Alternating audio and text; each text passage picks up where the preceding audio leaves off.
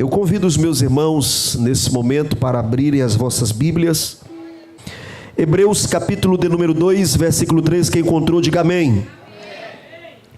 O texto diz assim: como escaparemos nós, se não atentarmos para uma tão grande salvação, a qual, começando a ser anunciada pelo Senhor, foi-nos depois confirmada pelos que a ouviram. Quem pode, diga amém.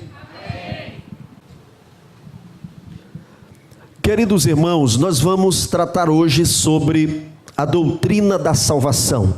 Eu gostaria que vocês repetissem comigo no tempo 3, a doutrina da salvação. Combinado? Vamos lá? 1, 2, 3. A doutrina da salvação. Eu peço a todos os irmãos que estejam atentos para a ministração da preciosa palavra de Deus. Dentro do estudo da palavra do Senhor, do estudo técnico, existe uma palavra para essa disciplina, que é a palavra soteriologia.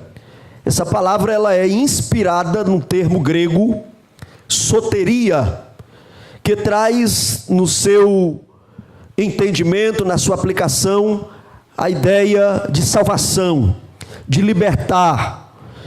Essa palavra, ela é uma das palavras mais recorrentes da Bíblia. No Antigo Testamento nós temos também essa palavra, no hebraico, como é do conhecimento dos irmãos, as duas principais línguas nas quais a Bíblia foi escrita. O Antigo Testamento foi em hebraico e o Novo Testamento foi em grego.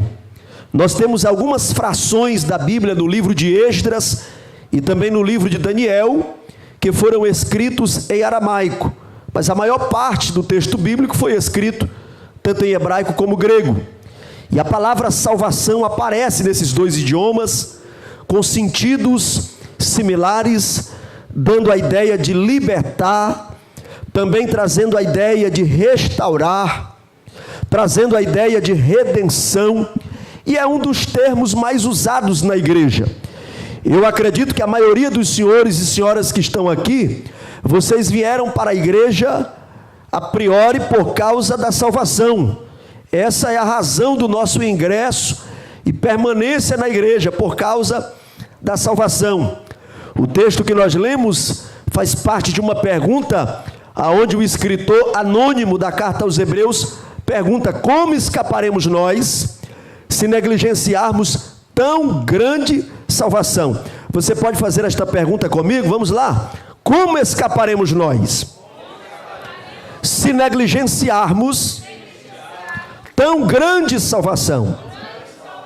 Essa é uma pergunta importante e nós queremos que essa pergunta fique na sua mente. Nós vamos trazer aqui uma rápida reflexão sobre a ideia de salvação e eu quero iniciar apresentando aqui alguns tópicos sobre o que não é salvação. O que não é salvação? Em primeiro lugar, não é um conceito direto de salvação, está ligado a uma religião. Ter a carteira de uma instituição religiosa, ter o seu nome inscrito em uma instituição religiosa, não é sinônimo final de salvação. As instituições, as igrejas têm um papel importante, mas a salvação é algo que é supradenominacional, que está acima de tudo isso. Em segundo lugar, não é sinônimo de salvação ter uma Bíblia em casa. Espíritas têm Bíblias, católicos possuem suas Bíblias, tantos outros adeptos de seita, de grupos, possuem suas Bíblias, até mesmo ateus possuem Bíblia para ler, para pesquisar e tentar criticar e desconstruir o pensamento da igreja, o pensamento da fé. Então, simplesmente ter uma Bíblia na estante como enfeite, para ler no dia que tem um sonho ruim. Tem gente que tem um sonho ruim, acorda assustado, e aí lembra-se que tem uma Bíblia em casa. Então, ter uma Bíblia em casa não é sinônimo que você é salvo. Tem pessoas que têm um pensamento místico: aí eu tenho essa Bíblia aqui, eu estou bem com Deus, não é? Está tudo resolvido. Não é muito bem por aí, ok? Outro item: praticar obras sociais também não é sinônimo de salvação. A salvação não é conquistada por aquilo que nós fazemos, pelas obras sociais que nós fazemos. O crente, ele deve entender que as boas obras é um resultado do caráter de quem é salvo. As boas obras não provocam a salvação. As boas obras é um resultado de quem é salvo.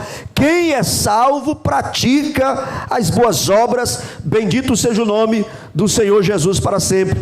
Existe um movimento liderado por um cidadão chamado Paiva Neto, muito conhecido em redes sociais, e algum tempo atrás tinha programas aí em redes de transmissão de TV, um trabalho chamado Legião da Boa Vontade. Eles fazem obras sociais, mas é um ramo do Espiritismo, e o Espiritismo é uma seita. O Espiritismo prega a reencarnação, o Espiritismo prega a comunicação com os mortos, certo? É uma ação maligna para enganar as pessoas. O espírito maligno se comunica com alguém, se identificando como alguém, um ente querido que já partiu para a eternidade, e as pessoas constroem essa doutrina baseada nesse engano, e é uma heresia.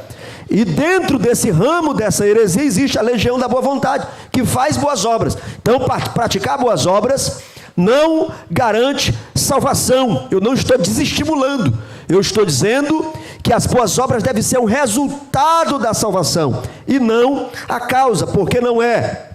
Outra coisa que não é sinônimo de salvação, simplesmente ser batizado. Existem pessoas que acham que simplesmente descer as águas batismais lhe garante a salvação, mas simplesmente ser batizado não garante salvação. Se você for para os textos de Mateus 28, Marcos capítulo 16, você vai perceber lá que o que garante a salvação é o crer. A Bíblia diz que aquele que crê e for batizado será salvo. Aí o texto não termina por aí, o texto diz assim: e aquele que não crê será condenado. Não diz assim, aquele que não crê e não for batizado será condenado. Só diz assim, aquele que não crê será condenado. Então a salvação é adquirida pelo processo de crer. É por isso que a gente não batiza criança, porque criança, um bebezinho, ainda não desenvolveu a capacidade de crer. Quem crê é quem já tem um intelecto formado, já tem noção do mundo à sua volta. Quem está entendendo até aqui, diga amém. Glória a Deus. Então, a salvação, queridos, não é adquirida simplesmente do batismo. Quando nós aconselhamos aqui, fazemos o trabalho de aconselhamento pré-batismal, a gente diz para os irmãos: você vai ser batizado porque você já é salvo. O crente salvo deseja ser batizado em águas. Você que está nos acompanhando, que está assistindo o culto aqui nesta noite, se você é crente, professa a fé, entrou na igreja, mas está se escorando, tirando o corpo de banda, dizendo: não, eu não estou preparado ainda para me batizar. Você ainda não se converteu. Você não é salvo em Cristo Jesus, porque o salvo, ele sente o desejo de participar da Santa Ceia do Senhor.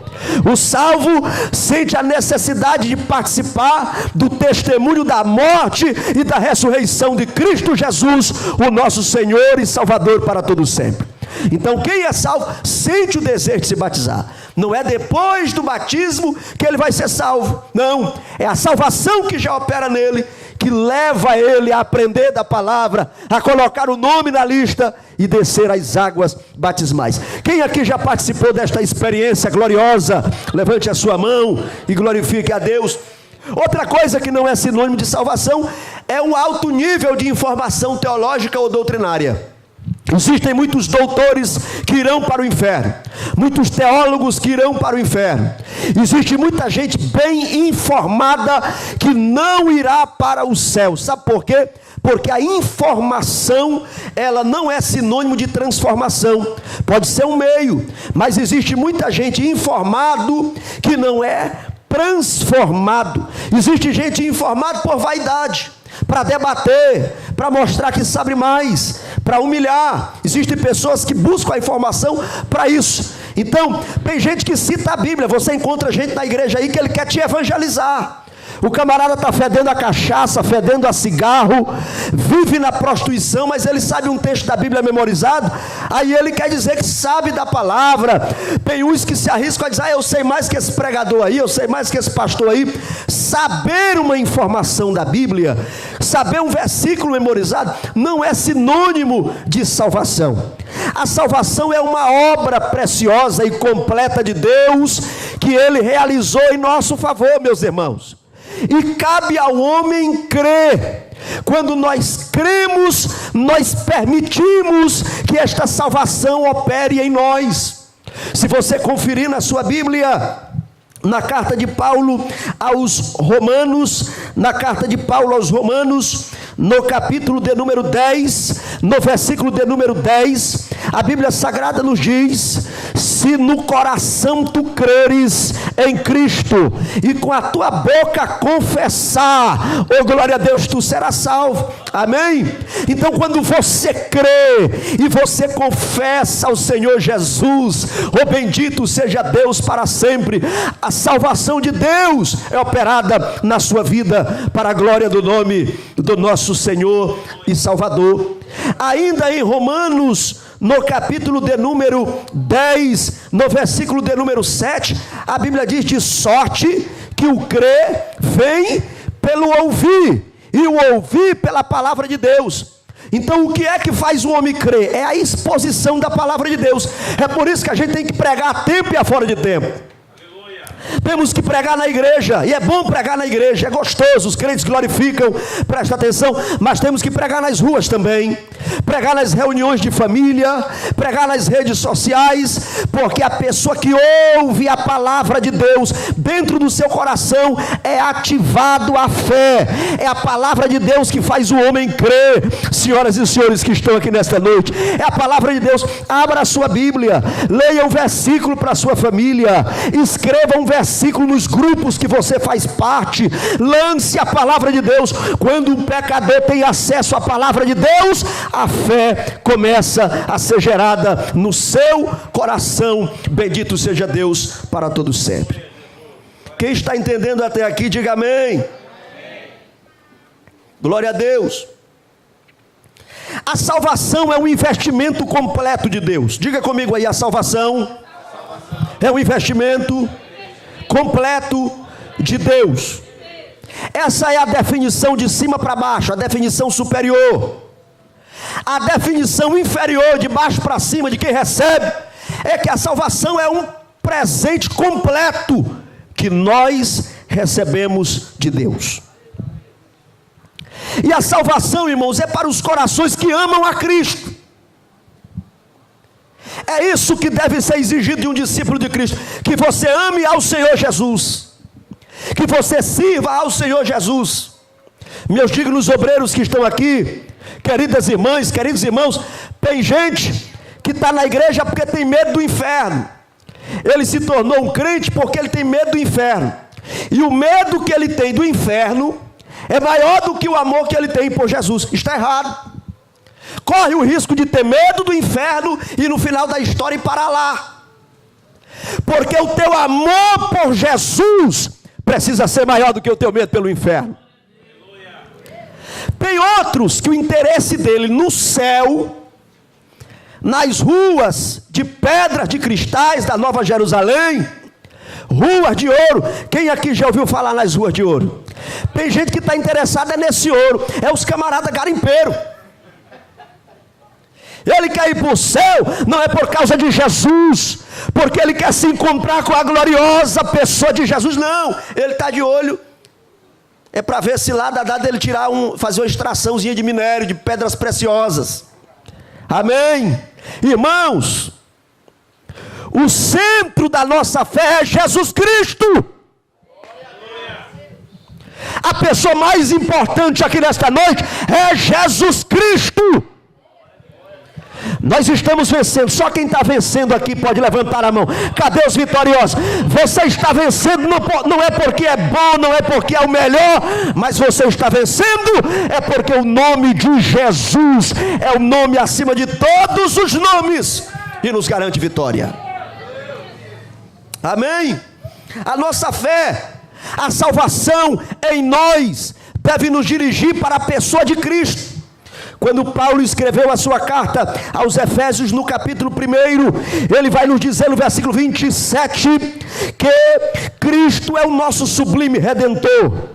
No capítulo 2, o versículo 14, ele vai dizer que Cristo é quem nos reconciliou com Deus Pai. No capítulo 3, o versículo 8, ele vai nos dizer que Cristo é o possuidor das riquezas incompreensíveis da glória.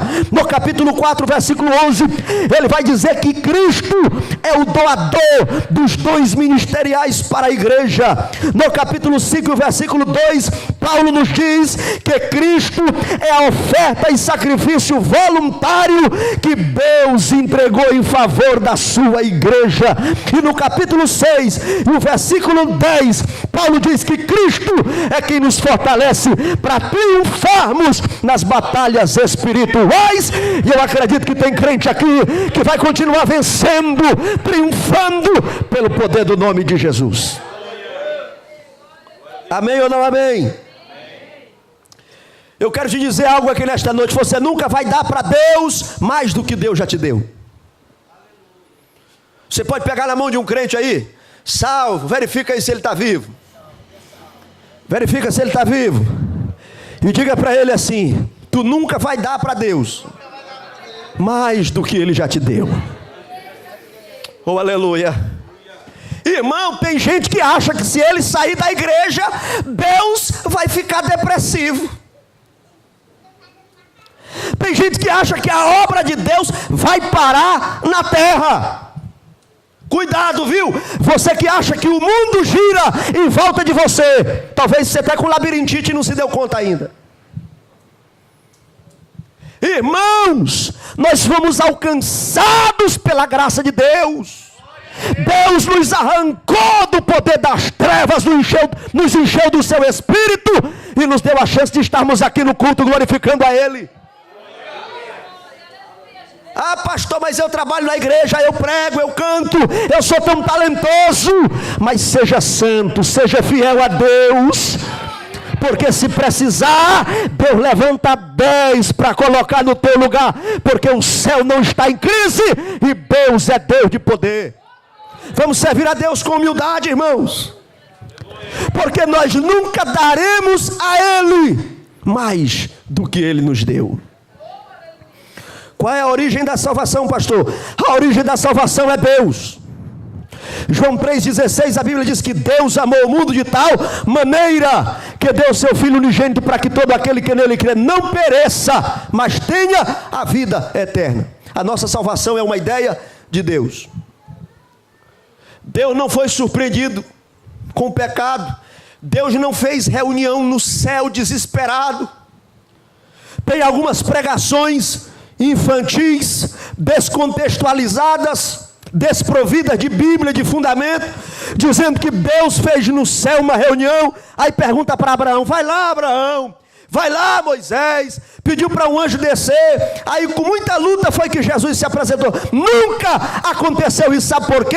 Porque Deus não foi surpreendido pelo pecado. A salvação nasceu no coração de Deus. Mateus capítulo 25, versículo 34, a Bíblia diz que naquele grande dia o Senhor vai dizer assim: vinde benditos de meu Pai, possuí por herança o reino que vos está preparado desde a fundação dos séculos. Bendito seja Deus para sempre. Oh, glória a Deus.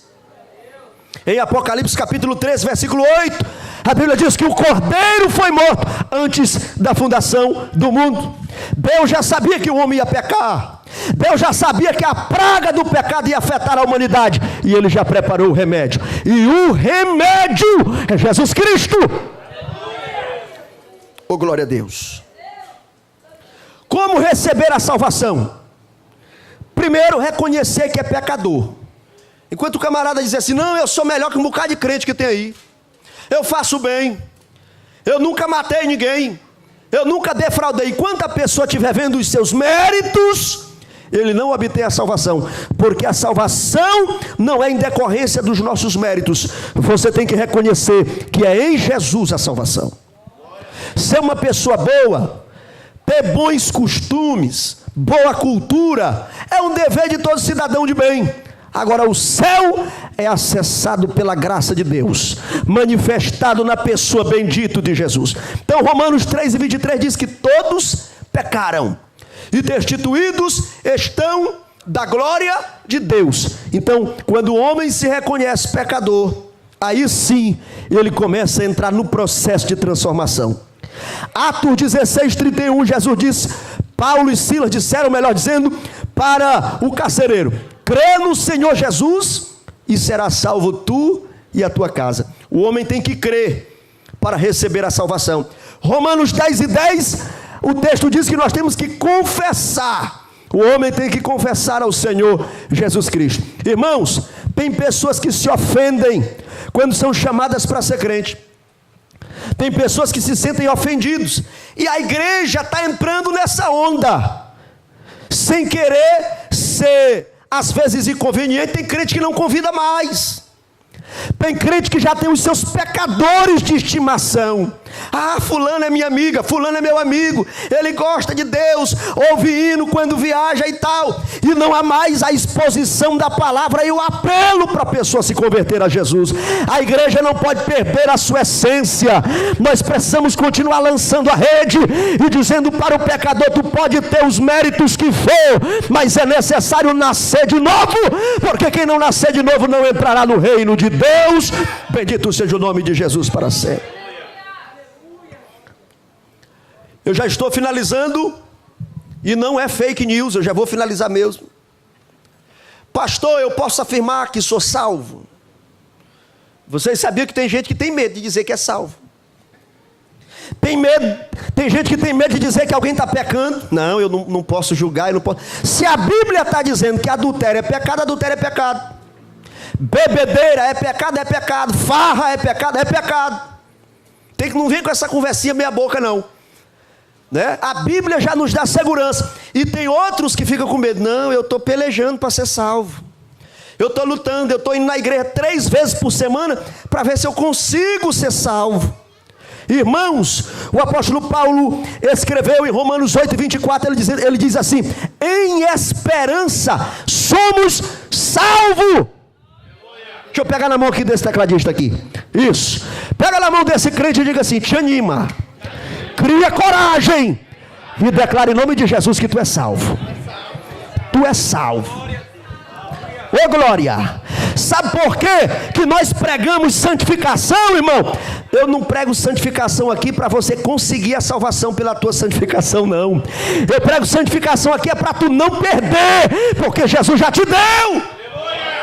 Eu prego para você ser fiel à tua mulher, ser fiel ao teu marido. Não é para tu conseguir salvação por meio disso não, é para tu não perder, porque Jesus Cristo já pagou à vista. A igreja é salvo.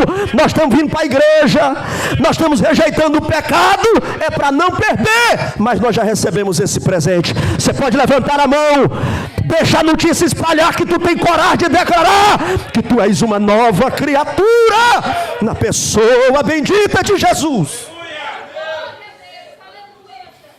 Oh, glória a Deus. Oh, bendito seja Deus para todos sempre. Se coloque de pé em nome de Jesus. A nossa salvação, irmãos, foi garantida por Cristo Jesus. Cristo Jesus nos garantiu a nossa salvação. Oh, glória a Deus. Cristo Jesus nos garantiu a nossa salvação. Isaías 53, versículo 10. Todavia agradou ao Senhor moê-lo, fazendo-o enfermar. No mesmo capítulo, versículo 5, a Bíblia diz: foi ferido pelas nossas transgressões e moído pelas nossas iniquidades, e o castigo que nos traz a paz estava sobre ele, e pelas suas pisaduras nós fomos sarados. Mateus 26 e 28, Jesus diz: este é o sangue da nova aliança que é derramado para a redenção de muitos. Quem está no culto comigo aqui, diga glória a Deus. Eu gostaria que você fechasse os seus olhos nesse momento e você enxergasse a cruz de Cristo e fizesse uma oração de agradecimento pela tua salvação. Coisa boa é ser salvo, coisa boa é adorar a Deus, coisa boa é poder participar da ceia. Nós vamos participar em alguns minutos. Coisa boa é ser batizado com o Espírito Santo. Coisa boa é ter os dons espirituais, ô glória. Coisa boa é ter irmãos em Cristo que a gente pode pegar na mão dele e dizer: a paz do Senhor. Isso é glorioso, aleluia. Isso é um privilégio que Cristo nos concedeu, derramando o seu sangue na cruz do Calvário. Se tem alguém aqui nesta noite que deseja confessar a Cristo como seu Salvador, obter a sua gloriosa salvação através de Cristo. O que é que Cristo exige de mim, pastor, para me ser salvo? Ele quer que você creia. Se em teu coração creres, se com a tua boca confessares, se você crê e com a tua boca confessar: eu quero ser crente, eu quero servir a Jesus, eu aceito a Jesus como meu Salvador. Aonde você estiver, talvez você está afastado dos caminhos do Senhor, Deus deseja te presentear com esse maravilhoso presente, que é a salvação completa na pessoa bendita de Jesus. Se tiver alguém desviado dos caminhos do Senhor, se tiver alguém afastado da igreja, que nunca foi crente e quiser vir à frente agora, venha nesse momento, não tenha medo, venha, que nós iremos orar por você, para você sair daqui hoje tendo a paz do Senhor, sendo um crente transformado e cheio do Espírito Santo. Amém? Que Deus abençoe a todos, no nome bendito de Jesus.